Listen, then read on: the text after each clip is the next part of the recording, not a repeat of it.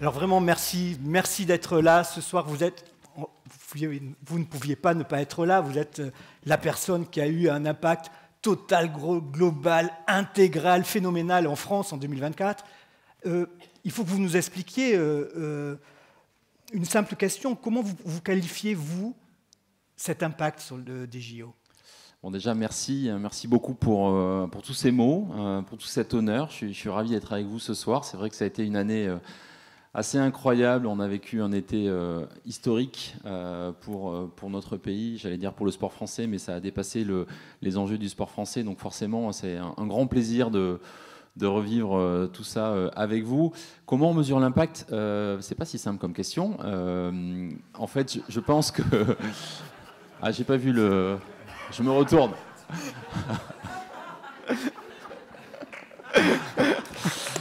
Pas de politique. Ouais, comment on mesure l'impact ? Bon, il y a une partie de l'impact qui se mesure assez facilement parce qu'il est quantifiable. Et donc, nous, on sait que sur ces Jeux de Paris, on a un petit peu plus de la moitié de l'humanité qui a regardé ces Jeux. Il y a 5 milliards de personnes qui ont regardé à la télévision Paris 2024. En France, c'est 60 millions de Français qui ont regardé en moyenne 24 heures et 49 millions pour les Jeux paralympiques. On a vendu plus de 12 millions de billets, ce qui est un record dans toute l'histoire des Jeux. Donc on a quelques éléments chiffrés, très bien. J'ai envie de dire qu'on n'a pas envie de se limiter à ça. En termes d'impact, ce qu'on a vécu, je pense, tous ensemble, c'est une émotion collective. On a vu à quel point finalement ça fait du bien de temps en temps de se retrouver tous unis, une forme de cohésion nationale qui nous a nous-mêmes un peu surpris. Alors ça, c'est peut-être le plus difficile à mesurer en termes d'impact, mais c'est ce qui est le plus intense et le meilleur. C'est ce qui, quelque part, ce qui restera, je crois. La France a vécu un moment dans son histoire dont toute notre génération se souviendra. Et je pense que c'est ça la grande fierté, finalement. C'est ça, avec le recul, vous arrivez à analyser les raisons de cette réussite incroyable ? Les raisons, on a quand même bossé pendant quelques années. On y a cru, nous, depuis le début.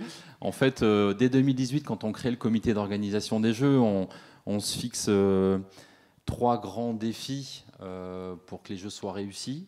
On se dit, si on veut que ça marche, il faut que ce soit spectaculaire.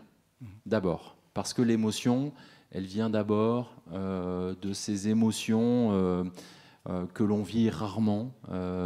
Et c'est vrai qu'on a eu l'audace, à ce moment-là, de se dire quel est le plus beau visage que notre pays peut exprimer à l'occasion de ces Jeux. Et soyons un peu fous, rêvons.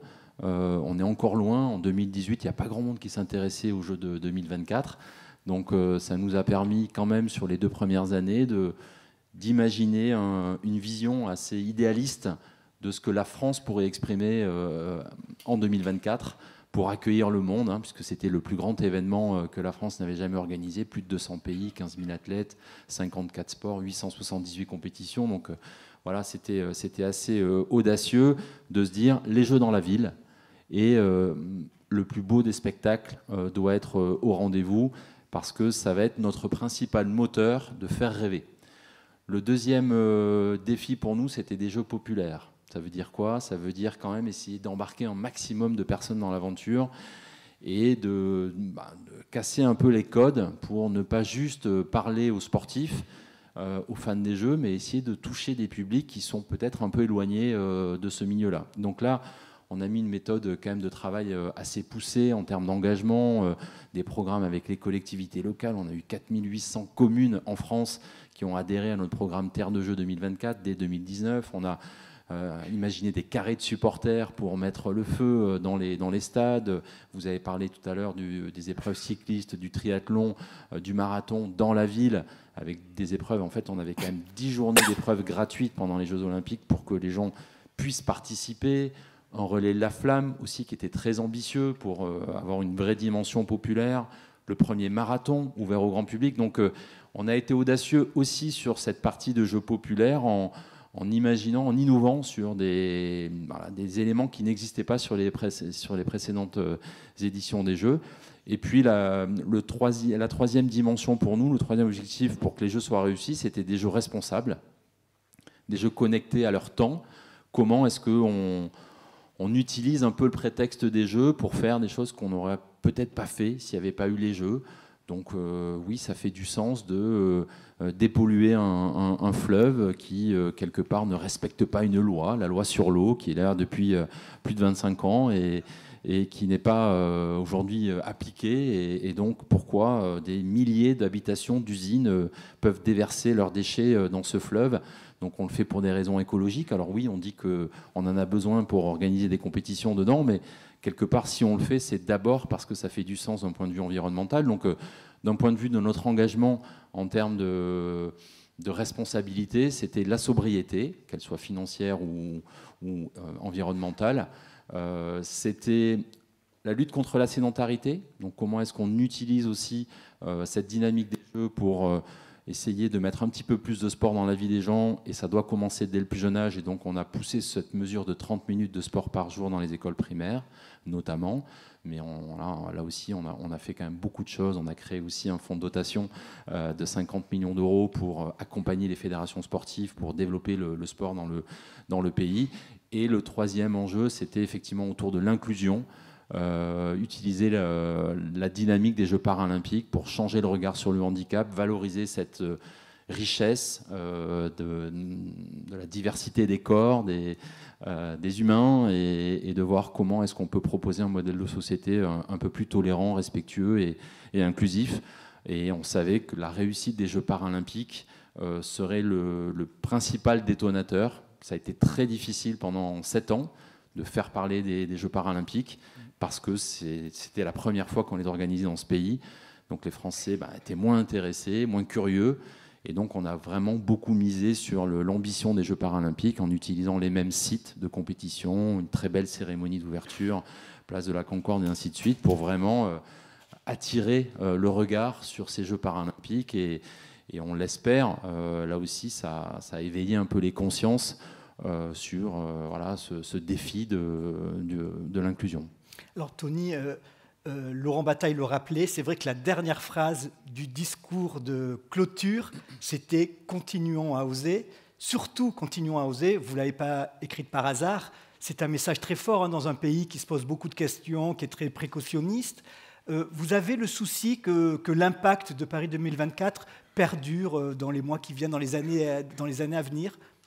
Oui, alors quand j'écris cette phrase pour mon dernier discours, c'est d'abord parce que c'est un ressenti de cette aventure extraordinaire qui, moi-même, alors que j'y ai quand même toujours cru, même quand ça a tangué un petit peu et qu'il y avait quand même un scepticisme assez fort dans le pays autour des Jeux, oui, on a résisté à tout ça, à ce pessimisme, et on a osé, on a tenu bon pour montrer que ce pays était capable de tout et du meilleur. Contre les pas possibles. Contre les pas possibles, et finalement aussi accompagné par des entreprises qui apportaient des solutions pour essayer de relever tous ces défis, toutes ces ambitions diverses et variées. Il y a quand même dans ce pays des gens incroyables qui sont très créatifs et qui nous ont fait vivre dans ce pays, je crois, un moment un peu suspendu, parce qu'il y avait une forme de fierté collective de voir qu'on était capable de ne pas opposer le côté spectaculaire, le côté durable,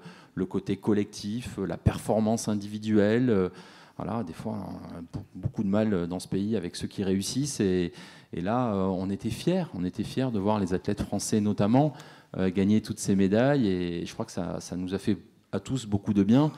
Donc c'est pour ça que moi j'avais envie de réinsister sur ce mot-là, parce que c'est vraiment un mot qu'on a essayé de préserver. C'est en 2018, quand on écrit notre vision de ces Jeux, la première valeur que l'on met de Paris 2024, c'est la créativité. Parce qu'on sait qu'on va être dans un milieu un peu conservateur, il y a tellement d'entités impliquées avec des partenaires publics, privés qui n'ont pas les mêmes intérêts, qui n'ont pas les mêmes enjeux. Moi, je savais que j'avais besoin d'embarquer tout cet écosystème autour de jeux différents pour générer de l'impact. Il faut accepter de se différencier, il faut accepter de jouer sur ses points forts. Et les points forts de la France, pour ne pas être juste les 33e jeux de l'histoire, mais essayer d'être des jeux qui se démarquent un peu des éditions précédentes, c'était d'innover et d'oser prendre des décisions un peu différentes. Donc oui, on espère que ça va durer. Et il y aura un impact, il y aura un héritage matériel d'abord, parce que grâce au jeu, il y a quand même quelques équipements qui ont été construits, il y a des logements principalement. 80% des investissements sont concentrés sur la Seine-Saint-Denis. Et ça, c'était aussi un choix politique de dire on doit cibler nos efforts dans le département le plus pauvre de France. Donc ça, c'est un héritage majeur qui va quand même rester dans ce territoire. Mais vous l'avez compris, l'héritage principal pour nous, il est immatériel. Il est cet état d'esprit. Pendant quelques mois, quelques années, la France s'est serré les coudes parce que quand même, moi j'ai été à la croisée de chemin entre l'État, les collectivités locales, les acteurs privés, commerciaux qui ont énormément apporté, les médias et les sportifs. Et ce qui était assez magique, c'est que dans les derniers mois, on a quand même senti que tout le monde avait envie que ça réussisse et que la France rayonne. Et moi, j'ai été bluffé par ce que ce pays est capable de faire, en fait, parce qu'on était inarrêtable. Quand on a vu la cérémonie d'ouverture et le déluge et les éléments qui se sont déchaînés contre nous et que finalement, les équipes ont réussi à livrer l'événement quand même, malgré tout, ça veut dire qu'on était inarrêtable et qu'il ne pouvait rien arriver parce que la France était prête, elle s'était préparée pour son rendez-vous et elle a même été au-delà, je crois, de toutes les espérances. Ça a été, je crois, des jeux qui ont marqué les esprits. Merci beaucoup.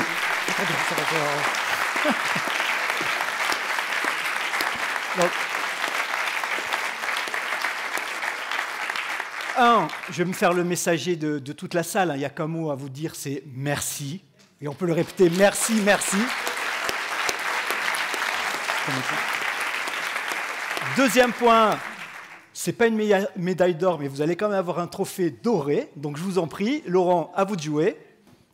Voilà, merci. Et on peut faire la photo. Merci encore pour toute cette inspiration. Merci.